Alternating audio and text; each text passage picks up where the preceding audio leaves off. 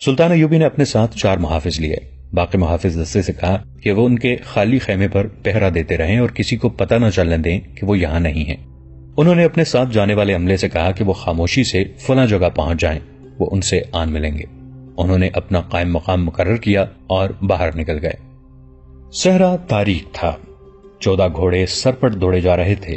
صلاح الدین ایوبی تاریکی چھٹنے سے پہلے قاہرہ پہنچ جانا چاہتے تھے۔ علی بن سفیان کو انہوں نے اپنے ساتھ رکھا تھا۔ ان کی فوج پڑاؤ میں گہری نیند سو گئی تھی۔ جاگنے والے سنتریوں کو بھی علم نہیں ہو سکا تھا کہ ان کا سالار اعلیٰ نکل گیا ہے۔ قاہرہ والوں کے تو وہم و گمان میں بھی نہیں تھا کہ سلطان ایوبی مصر میں داخل ہو چکے ہیں۔ رات کا پچھلا پہر تھا جب سلطان ایوبی کا قافلہ قاہرہ میں داخل ہوا۔ انہیں کسی سنتری نے نہ روکا، وہاں کوئی سنتری تھا ہی نہیں۔ سلطان ایوبی نے اپنے ساتھیوں سے کہا، یہ ہے بغاوت کی ابتدا۔ شہر میں کوئی سنتری ہی نہیں، فوج سوئی ہوئی ہے، بے پرواہ بے نیاز، حالانکہ ہم 2 محاذوں پہ لڑ رہے ہیں اور دشمن کے حملے کا خطرہ ہر لمحہ موجود ہے۔ اپنے ٹھکانے پر پہنچتے ہی ایک لمحہ آرام کیے بغیر انہوں نے مصر کے قائم مقام سالار اعلیٰ کو بلا لیا۔ الادریس کو بھی بلا لیا، جس کے دونوں جوان بیٹوں کو غداروں نے دھوکے میں ایک دوسرے کے ہاتھوں قتل کروا دیا تھا۔ قائم مقام سالار اعلیٰ سلطان ایوبی کو دیکھ کر گھبرا گیا۔ سلطان ایوبی نے الادریس سے افسوس کا اظہار کیا۔ الادریس نے کہا، میرے بیٹے میدان جنگ میں جانے دیتے تو مجھے خوشی ہوتی، وہ دھوکے میں مارے گئے ہیں۔ اس نے کہا، یہ وقت میرے بیٹوں پر ماتم کرنے کا نہیں، آپ نے مجھے کسی اور مقصد کے لیے بلایا تھا، حکم فرمائیں۔ قائم مقام سالار اعلیٰ محب اسلام تھا۔ ان دونوں سے سلطان ایوبی نے قاہرہ کے اندرونی حالات کے متعلق تفصیلی رپورٹ لی اور پوچھا کہ ان کی نظر میں کون کون سے حاکم مشتبہ ہیں۔ وہ فوجی حکام کے متعلق خاص طور پر پوچھ رہے تھے۔ انہیں چند ایک نام بتائے گئے۔ انہوں نے احکام دینے شروع کیے، جن میں اہم یہ تھا کہ مشتبہ حکام کو قاہرہ میں مرکزی کمان میں رہنے دیا جائے اور تمام فوج کو سورج نکلنے سے پہلے کوچ کی تیاری میں جمع کر لیا جائے۔ اور بھی بہت سی ہدایات دے کر سلطان ایوبی نے ایک پلان تیار کرنا شروع کر دیا۔ کچھ ہدایات علی بن سفیان کو دے کر اسے فارغ کر دیا۔ کچھ دیر بعد فوج کے کیمپ میں ہڑبونگ مچ گئی۔ فوج کو قبل از وقت جگا لیا گیا تھا۔ فوج اور انتظامیہ کے مشتبہ حکام کو صلاح الدین ایوبی کے ہیڈ کوارٹر میں بلا لیا گیا تھا۔ وہ حیران تھے کہ یہ کیا ہو گیا ہے۔ انہیں اتنا ہی پتا چلا تھا کہ سلطان ایوبی آ گئے ہیں۔ انہوں نے ان کا گھوڑا بھی دیکھ لیا تھا، لیکن انہیں سلطان ایوبی نظر نہیں آئے تھے اور سلطان ایوبی انہیں ابھی ملنا بھی نہیں چاہتے تھے۔ انہوں نے انہیں کوچ تک فوج سے الگ رکھنے کا بندوبست کر دیا تھا، یہی ان کا مقصد تھا۔ ابھی صبح کی روشنی صاف نہیں ہوئی تھی۔ فوج ترتیب سے کھڑی کر دی گئی۔ پیادوں اور سواروں کی صفوں کے پیچھے رسد اور دیگر سامان سے لدے ہوئے اونٹ تھے۔ سلطان ایوبی نے فوج کو یہ ٹریننگ خاص طور پر دی تھی کہ جب بھی فوری کوچ کا حکم ملے، فوج 1 گھنٹے کے اندر اندر جمع رسد اور دیگر سامان کے قافلے کے ساتھ تیار ہو جائے۔ اس ٹریننگ اور مشق کا کرشمہ تھا کہ فوج طلوع صبح کے ساتھ ہی کوچ کے لیے تیار ہو گئی تھی۔ سلطان ایوبی اپنے گھوڑے پر سوار ہو گئے۔ ان کے ساتھ مصر کا قائم مقام سالار اعلیٰ بھی تھا۔ سلطان ایوبی نے فوج کو ایک نظر دیکھا اور ایک صف کے سامنے سے گزرنے لگے۔ ان کے چہرے پر مسکراہٹ تھی اور ان کے منہ سے بار بار یہ الفاظ نکلتے تھے، آفرین، صد آفرین، اسلام کے پاسبانوں، تم پر اللہ کی رحمت ہو۔ صلاح الدین ایوبی کی شخصیت کا اپنا ایک اثر تھا جسے ہر سپاہی محسوس کر رہا تھا۔ ان کے ساتھ ان کی مسکراہٹ اور داد و تحسین کے کلمے سپاہیوں پر اس اثر کو اور زیادہ گہرا کر رہے تھے۔ امیر اور سالار اعلیٰ کا سپاہیوں کے اتنے قریب جانا ہی کافی تھا۔ تمام فوج کا معائنہ کر کے سلطان ایوبی نے مکمل طور پر بلند آواز سے فوج سے خطاب کیا۔ اس وقت کی تحریروں میں ان کے جو الفاظ محفوظ ملتے ہیں وہ کچھ اس طرح تھے، اللہ کے نام پر کٹ مرنے والے مجاہدوں، اسلام کی ناموس تمہاری تلواروں کو پکار رہی ہے۔ تم نے شوبک کا مضبوط قلعہ، جو کفر کا سب سے زیادہ مضبوط مورچہ تھا، ریت کا ٹیلا سمجھ کر توڑ ڈالا تھا۔ تم نے صلیبیوں کو صحراؤں میں بکھیر کر مارا اور جنت الفردوس میں جگہ بنا لی ہے۔ تمہارے ساتھی اور تمہارے عزیز دوست تمہارے سامنے شہید ہوئے، تم نے انہیں اپنے ہاتھوں دفن کیا۔ ان چھاپا مار شہیدوں کو یاد کرو جو دشمن کی صفوں کے پیچھے جا کر شہید ہوئے۔ تم ان کا جنازہ نہ پڑھ سکے، ان کی لاشیں بھی نہ دیکھ سکے۔ تم تصور کر سکتے ہو کہ دشمن نے ان کی لاشوں کے ساتھ کیا سلوک کیا ہوگا۔ شہیدوں کے یتیم بچوں کو یاد کرو، ان کی بیویوں کو یاد کرو جن کے سہاگ خدا کے نام پر قربان ہو گئے ہیں۔ آج شہیدوں کی روحیں تمہیں پکار رہی ہیں، تمہاری غیرت کو اور تمہاری مردانگی کو پکار رہی ہیں۔ دشمن نے کرک کے قلعے کو اتنا مضبوط کر لیا ہے کہ تمہارے کئی ساتھی دیواروں سے پھینکی ہوئی آگ میں جل گئے ہیں۔ تم اگر وہ منظر دیکھتے تو سر کی ٹکروں سے قلعے کی دیواریں توڑ دیتے۔ وہ آگ میں جلتے رہے اور دیوار میں شگاف ڈالنے کی کوشش کرتے رہے۔ موت نے انہیں مہلت نہ دی۔ عظمت اسلام کے پاسبانوں، کرک کے اندر تمہاری بیٹیوں اور تمہاری بہنوں کی عصمت دری ہو رہی ہے۔ بھوڑوں سے مویشیوں کی طرح مشقت لی جا رہی ہے، جوانوں کو قید میں ڈال دیا گیا ہے، ماؤں کو بچوں سے الگ کرا دیا گیا ہے، مگر میں کہ جس نے پتھروں کے قلعے توڑے ہیں مٹی کا قلعہ نہیں سر کر سکا۔ میری طاقت تم ہو، میری ناکامی تمہاری ناکامی ہے۔ ان کی آواز اور زیادہ بلند ہو گئی۔ انہوں نے بازو اوپر کر کے کہا، میرا سینہ تینوں سے چھلنی کر دو، میں ناکام لوٹا ہوں، مگر میری جان لینے سے پہلے میرے کان میں یہ خوشخبری ضرور ڈال دینا کہ تم نے کرک لے لیا ہے اور اپنی عصمت بریدہ بیٹیوں کو سینے سے لگا لیا ہے۔ اس وقت کا ایک وقائع نگار الاسدی لکھتا ہے کہ یوں معلوم ہوتا تھا جیسے گھوڑے اپنے سواروں کی جذباتی کیفیت کو سمجھتے تھے۔ سوار خاموش تھے، لیکن کئی گھوڑے بڑی زور سے ہنہنائے اور تڑاخ تڑاخ کی آوازیں سنائی دیں۔ سوار باغوں کو زور زور سے جھٹک کر اپنی بے تابی اور جذبہ انتقام کی شدت کا اظہار کر رہے تھے۔ ان کی زبانیں خاموش تھیں، ان کے چہرے لال سرخ ہو کر ان کے جذبات کی ترجمانی کر رہے تھے۔ سلطان ایوبی کے الفاظ تیروں کی طرح ان کے دلوں میں اترتے جا رہے تھے۔ بغاوت کی چنگاریاں بجھ چکی تھیں، سلطان ایوبی کا مقصد پورا ہو رہا تھا۔ سلطنت اسلامیہ کی عصمت کے محافظو، تم کفار کے لیے دہشت بن گئے ہو۔ تمہاری تلواروں کو کند کرنے کے لیے آج صلیبی اپنی بیٹیوں کی عصمت اور حشیش استعمال کر رہے ہیں۔ تم نہیں سمجھتے کہ صلیبی اپنی ایک بیٹی کی عصمت لوٹا کر 1000 مجاہدین کو بیکار کر دیتے ہیں اور اپنے علاقوں میں اپنی ایک بیٹی کے بدلے ہماری 1000 بیٹیوں کو بے آبرو کرتے ہیں۔ تمہارے درمیان ایک فاحشہ عورت بھیج کر ہماری سینکڑوں بیٹیوں کو فاحشہ بنا لیتے ہیں۔ جاؤ، اپنی بیٹیوں کی عصمتوں کو بچاؤ۔ تم کرک جا رہے ہو جس کی دیواروں کے گھیرے میں قرآن کے ورق بکھرے ہوئے ہیں، اور جہاں کی مسجدیں صلیبیوں کے لیے بیت الخلا بن گئی ہیں۔ وہ صلیبی جو تمہارے نام سے ڈرتے تھے آج تم پر قہقہے لگا رہے ہیں۔ شبک تم نے لیا تھا، کرک بھی تم ہی لوگے۔ سلطان ایوبی نے فوج پر یہ الزام عائد نہیں کیا کہ وہ گمراہ ہو گئی ہے اور بغاوت پر آمادہ ہے۔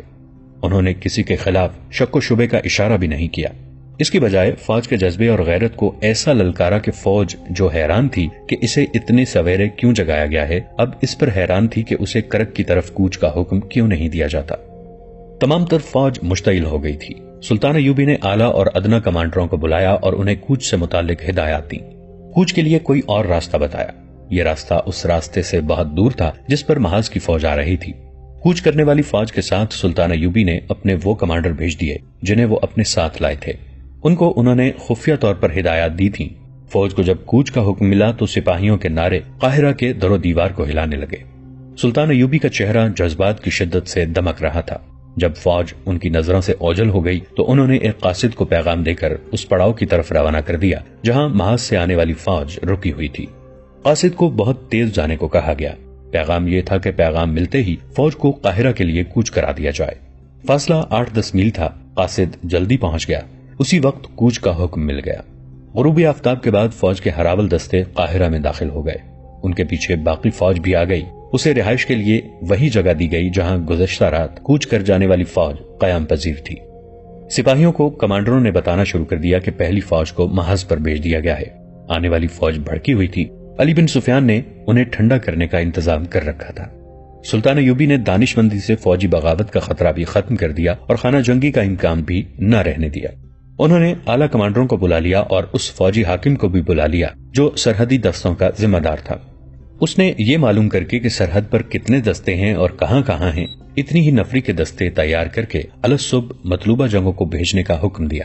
اسے بتایا جا چکا تھا کہ سرحدی دستے ملک سے غلہ اور فوجی ضروریات کا دیگر سامان باہر بھیجنے میں دشمن کی مدد کر رہے ہیں۔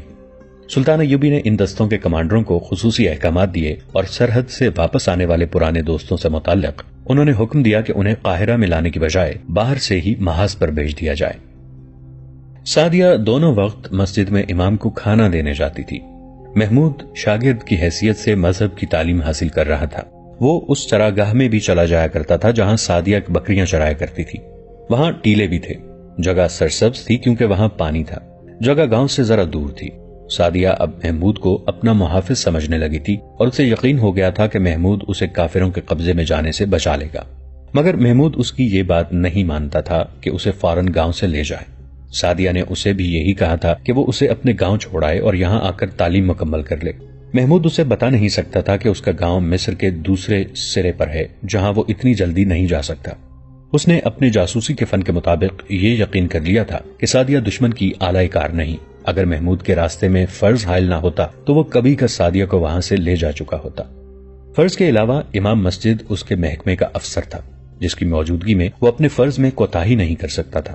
امام نے اسے یہ بھی کہا تھا کہ وہ اس کے ساتھ رہے، اس کا کہنا حکم کی حیثیت رکھتا تھا۔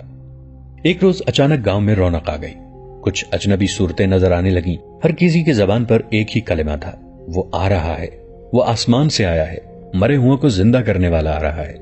گاؤں کا ہر فرد بہت ہی خوش تھا، وہ کہتے تھے کہ ان کی مرادیں پوری کرنے والا آ رہا ہے۔ سعدیہ دوڑتے آئی اور محمود بن احمد سے کہا، تم نے بھی سنا ہے کہ وہ آ رہا ہے؟ تم جانتے ہو میں اس سے کیا مانگوں گی؟ میں اسے کہوں گی کہ محمود مجھے فوراً یہاں سے لے جائے، پھر تم مجھے لے جاؤ گے۔ محمود کچھ بھی جواب نہ دے سکا، اس نے ابھی تک اس پر اسرار آدمی کو نہیں دیکھا تھا جسے لوگ پیغمبر تک کہتے تھے۔ محمود کی ڈیوٹی کے علاقے میں وہ پہلی بار آ رہا تھا، اس کی کرامات اور معجزوں کی کہانیاں اس علاقے میں کبھی کی پہنچ رہی تھیں۔ محمود باہر نکل گیا تو اجنبی لوگوں میں اسے اپنے دو ساتھی جاسوس نظر آئے، ان کا علاقہ کوئی اور تھا۔ محمود نے ان سے پوچھا کہ وہ اس علاقے میں کیوں آ گئے ہیں۔ انہوں نے بتایا کہ وہ اس غیب دان کو دیکھنے آئے ہیں، مگر وہ جاسوسوں کی حیثیت سے نہیں آئے تھے بلکہ اس سے پوری طرح متاثر تھے۔ انہوں نے اس کی کرامات کسی جگہ دیکھی تھیں جو انہوں نے محمود کو ایسے انداز سے سنائیں کہ وہ مرعوب ہو گیا۔ دونوں اس غیب دان کو برحق سمجھنے لگے تھے۔ محمود نے سوچا کہ علی بن سفیان کے تربیت یافتہ جاسوس جس سے متاثر ہو جائیں وہ برحق ہو سکتا ہے۔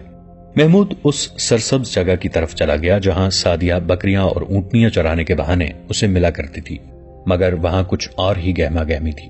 اسے دور ہی دو آدمیوں نے روک لیا اور کہا کہ خدا کا بھیجا ہوا پیغمبر آ رہا ہے، یہ جگہ اس کے لیے صاف کی جا رہی ہے، وہ یہیں قیام کرے گا۔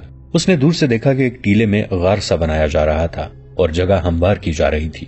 اب وہاں کسی کو جانے کی اجازت نہیں تھی، گاؤں کے لوگ کام دھندہ چھوڑ کر وہاں جمع ہو رہے تھے۔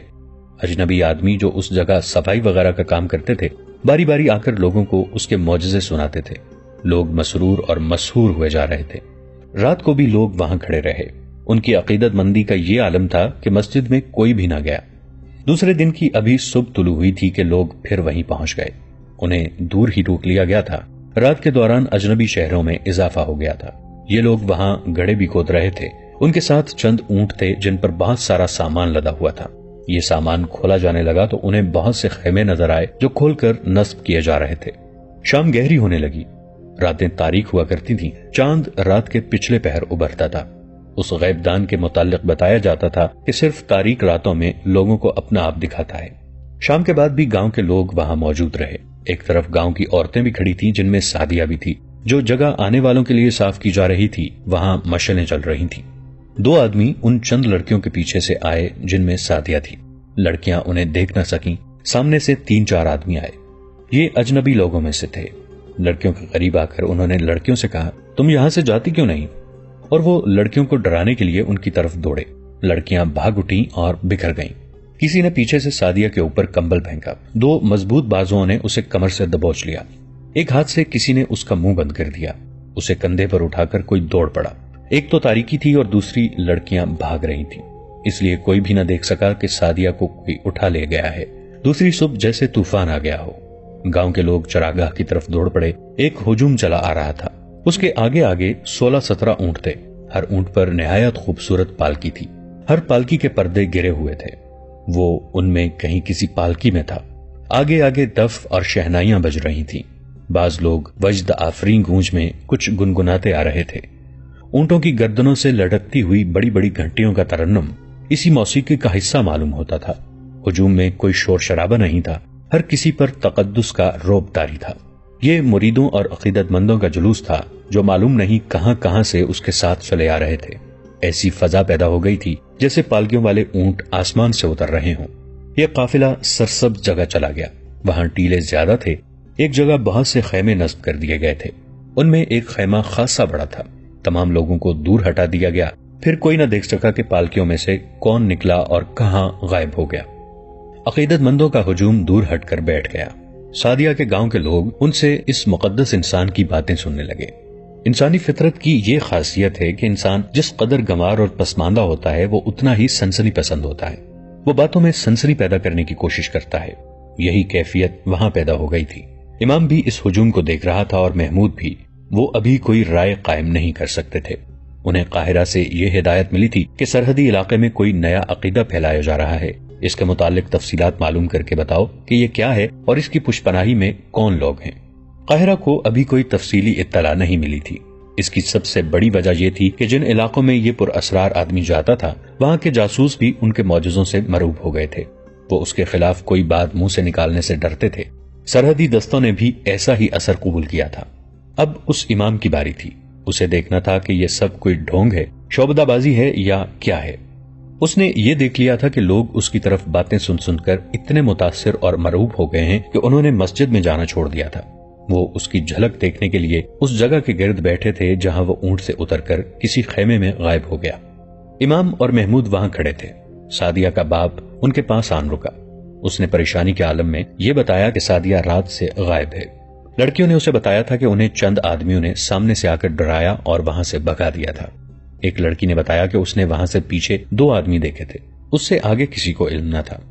باپ سعدیہ کی تلاش میں چل پڑا۔ محمود بھی اس کے ساتھ ہو لیا۔ وہاں اسے سعدیہ کہاں مل سکتی تھی مگر وہ باپ تھا۔ بے چینی سے ادھر ادھر گھومنے پھرنے لگا۔ محمود اس کے ساتھ نہیں رہا۔ انہیں ایک اجنبی نے روک لیا اور پوچھا، کیا تم کسی کو ڈھونڈ رہے ہو؟ سعدیہ کے باپ نے اسے بتایا کہ گزشتہ رات اس کی لڑکی لاپتہ ہو گئی ہے۔ مجھے ابھی ابھی کسی نے بتایا ہے کہ تم اس لڑکی کے باپ ہو۔ اجنبی نے سعدیہ کا حلیہ بتا کر کہا، اگر تم اس لڑکی کو ڈھونڈ رہے ہو تو وہ تمہیں یہاں نہیں ملے گی۔ اب تک وہ مصر کی سرحد سے باہر اور بہت دور جا چکی ہوگی۔ گزشتہ شام میں نے ایک گھوڑا دیکھا تھا۔ ایک جوان اور بڑی خوبصورت لڑکی دوسری لڑکیوں سے ہٹ کر گھوڑے کے پاس گئی۔ سوار گھوڑے کے قریب کھڑا تھا۔ لڑکی نے اس کے ساتھ کچھ باتیں کی۔ سوار گھوڑے پر سوار ہو کر چند قدم پرے چلا گیا۔ لڑکی ادھر ادھر دیکھتی اس کے پیچھے چلی گئی۔ آگے جا کر وہ خود ہی سوار کے آگے گھوڑے پر بیٹھ گئی۔ سوار گھوڑا دوڑا کے لے گیا۔ میں دیکھ رہا تھا اور سوچ رہا تھا کہ یہ لڑکی کون ہو سکتی ہے جو ایک سوار کے ساتھ اپنی مرضی سے چلی گئی ہے۔ آج کسی نے بتایا ہے کہ وہ تمہاری بیٹی تھی۔ اسے اب ڈھونڈنے کی کوشش نہ کرو۔ وہ آدمی چلا گیا۔ سعدیہ کے باپ کے آنسو نکل آئے۔ محمود کا رد عمل کچھ اور تھا۔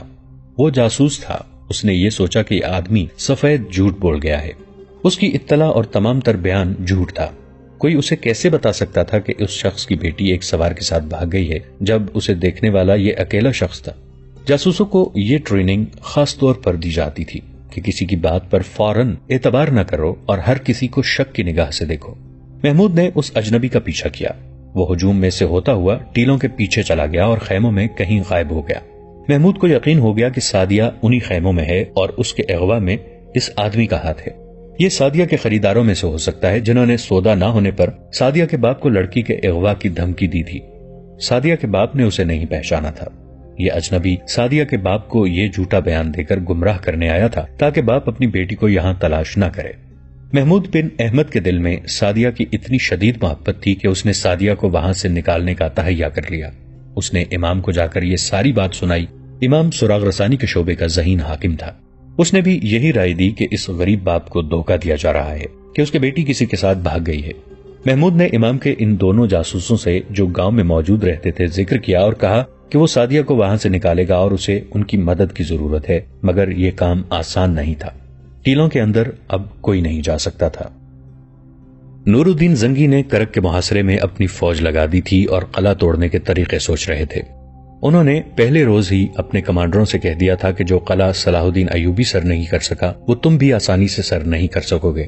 صلاح الدین ایوبی تو ناممکن کو ممکن کر دکھانے والا آدمی ہے۔ سلطان ایوبی نے انہیں تفصیل سے بتا دیا تھا کہ یہاں کون کون سے طریقے آزما چکے ہیں۔ یہ بھی بتایا تھا کہ قلعے کے اندر کیا کیا ہے، رسد اور جانور کہاں ہیں اور آبادی کس طرف ہے۔ انہیں یہ معلومات جاسوسوں نے دی تھی۔ وہ اندر آگ پھینکنا چاہتے تھے مگر ان کی منجنیقیں چھوٹی تھیں۔ اس کے علاوہ سلیبیوں کے پاس بڑی کمانیں تھیں جن کے تیر بہت دور تک چلے جاتے تھے۔ یہ تیر منجنیقوں کو قریب نہیں آنے دیتے تھے، اس لیے قلعے کے دروازے پر بھی آگ نہیں پھینکی جا سکتی تھی۔ مجاہدین کہیں سے قلعے کی دیوار توڑنے کی کوشش کرتے تھے تو اوپر سے سلیبی جلتی ہوئی لکڑیوں اور دہکتے کوئلوں کے ڈرم انڈیل دیتے تھے۔ دوستو، آج کے لیے اتنا ہی۔ اسی کہانی کی اگلی قسط کے ساتھ بہت جلد حاضر ہوں گے۔ نیچے کامنٹ سیکشن میں اپنی رائے کا اظہار ضرور کیجیے گا۔ ہمارے اس چینل کو سبسکرائب کر کے نیچے موجود بیل آئیکن کو بھی ضرور کلک کیجیے گا۔ اگلی ملاقات تک کے لیے ہمارا اور آپ کا اللہ نگہبان۔